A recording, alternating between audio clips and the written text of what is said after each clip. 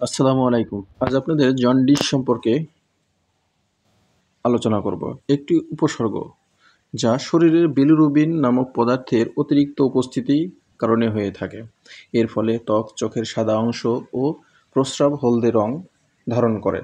নিচের বিস্তারিত আলোচনা করা হলো।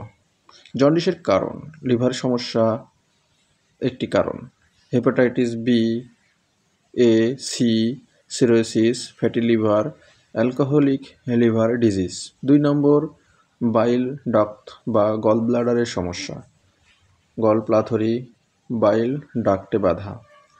3 নম্বর, রক্তের সমস্যা, হিমোলাইটিক অ্যানিমিয়া, ABC ভেঙে যাওয়া।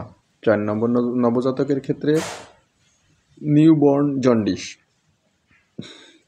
লক্ষণ সমূহ: চোখ ও ত্বক হলুদ হয়ে যাওয়া, গা ব্যথা ও দুর্বলতা, প্রস্রাব গাঢ় হলুদ বা বাদামি রঙের, বমি বমি ভাব দেখা দেয়, ক্ষুধামন্দা দেখা দিবে, মল হালকা বা সাদা হয়ে যাওয়া, পেটের ডান দিকে ব্যথা করবে। এখন আসি আমরা হোমিওপ্যাথি চিকিৎসা সম্পর্কে। হোমিওপ্যাথিতে চিকিৎসা রোগীর লক্ষণ ও প্রকৃতির উপর নির্ভর করে। নিচে কিছু সাধারণভাবে ব্যবহৃত ওষুধ দেওয়া হলো। চেলিডিনিয়াম মেজোস প্রধানত ডান পাশে পেট ব্যথা ও গা হলুদ হলে ব্যবহৃত হয়। তীব্র লিভার সংক্রমণে উপকারী।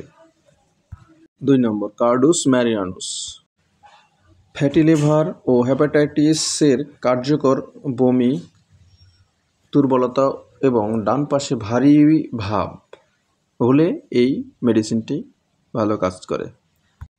নাক্স ভূমিকা: অ্যালকোহলিকদের জন্য কার্যকর, হজমে সমস্যা ও মেজাজ খিটখিটে থাকলে। তারপরে লাইকোপোডিয়াম, গ্যাস ও পেট ফেঁপে থাকলে। বিকেলের দিকে লক্ষণ বাড়ে। ফসফরাস, লিভারের দুর্বলতা ও ফ্যাটি লিভারের গা ফাটা বা চুলকানি থাকলে উপকারী।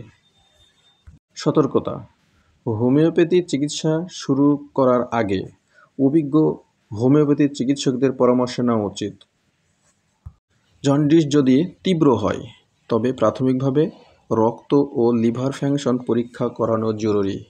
পর্যাপ্ত বিশ্রাম, পানি পান এবং চর্বিযুক্ত খাবার এড়িয়ে চলা উচিত।